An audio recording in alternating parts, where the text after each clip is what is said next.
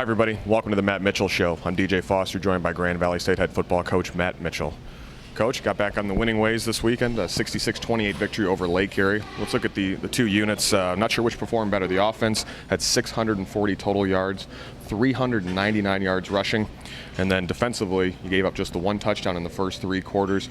Either of those units were you more impressed with on Saturday night? Obviously some positives on both. As I told our team, you go from not being really able to rush the ball to 399 yards.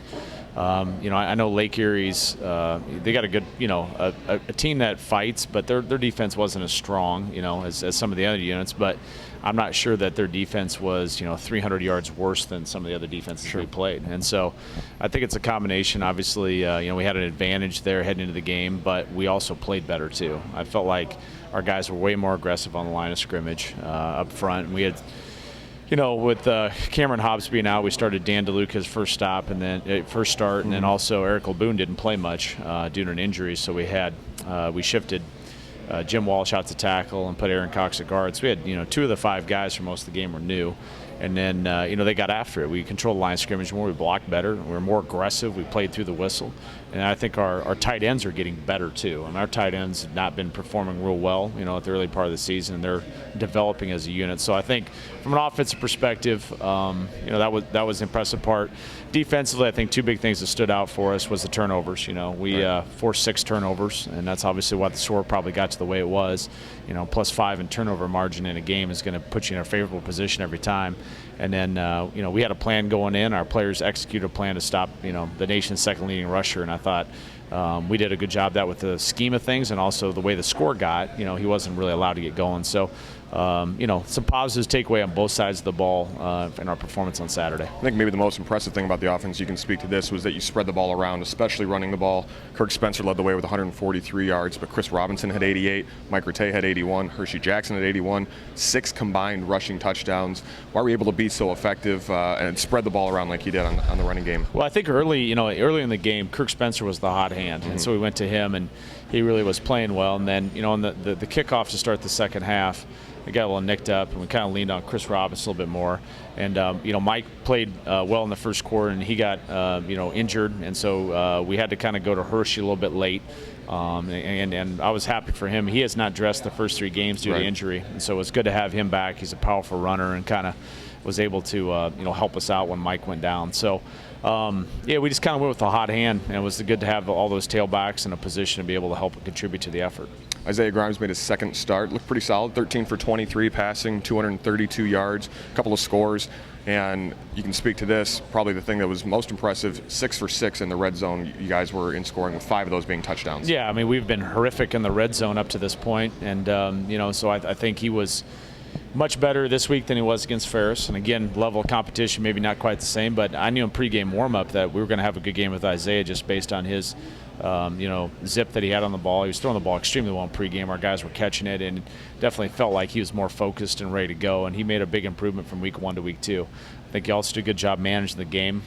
Besides, the one pick where we didn't run a great route and he got through a bad ball, he did a great job protecting the football, limiting turnovers and just kind of helping our team be more effective. So, and that's the play you should get out of a senior quarterback. So, given the injury situation with Heath, I give Isaiah a lot of credit because he didn't play well against Ferris, and he really stepped back in and had a better game against Lake Erie. I had to double check this to make sure this was right. 13 tackles for loss defensively. You recovered the 3 fumbles, the 2 picks. But again, Anthony Bilal, who came in averaging 10 yards a carry, had 11 carries for 38 yards. For the first time all year, he did not get in the end zone. Talk about your defensive performance. Well, that's what we try to do with the game plan is really stop him. We're going to force some other guys to try to carry the ball in the run game. And, they had a little bit of effect running the quarterback on some of the option stuff. But we did a good job, really dominating the line of scrimmage, in the box. And then when they tried to go east and west on us a little bit, our pursuit was really good. I thought our guys ran to the ball. So strength of this team is definitely our defensive line and a couple of our overhang players.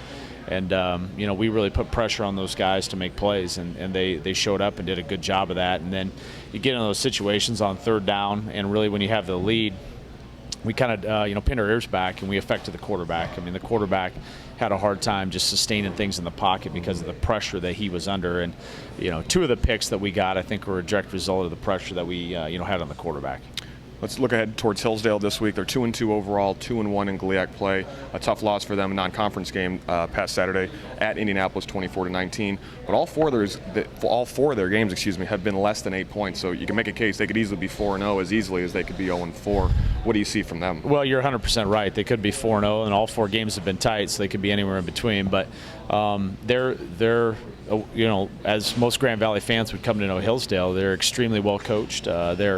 They have a system which they run both offensively and defensively that their players believe in, their coaches believe in. They don't beat themselves. They're very efficient on both sides of the ball. I think what you're seeing a little bit with their team, maybe the reason they're not 4-0 instead of being 2-2 is they got some new faces on the offensive side of the ball. Mark LaPrairie, their quarterback, is a first-time starter, and any football team is going to go through a few growing pains with the first-time starting quarterback.